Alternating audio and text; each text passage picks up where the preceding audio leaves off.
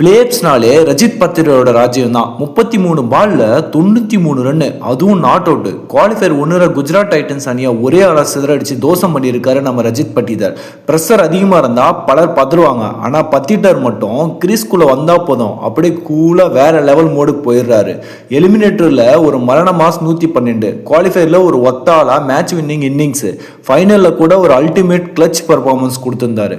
இப்ப கிரிக்கெட் உலகத்துல இருக்கிற ஒரே ஒரு $1 மில்லியன் கேள்வி தான், ஐபிஎல் பிளே ஆஃப் ஹிஸ்டரியில கிரேட்டஸ்ட் கிளட்ச் பிளேயர் யாருன்னு கேட்டா இனி ரஜித் பதிரா பேரை எவனாச்சும் தவிர்க்க முடியுமா? ஆர்சிபியோட நிஜமான கிறிஸ் மேன் இவர் தான்.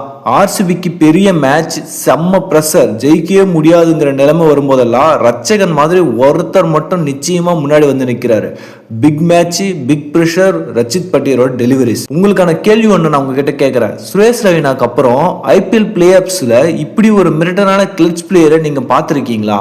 பட்டிதரோட இந்த இன்னிங்ஸ் நீங்க கொடுக்குற மார்க் என்ன?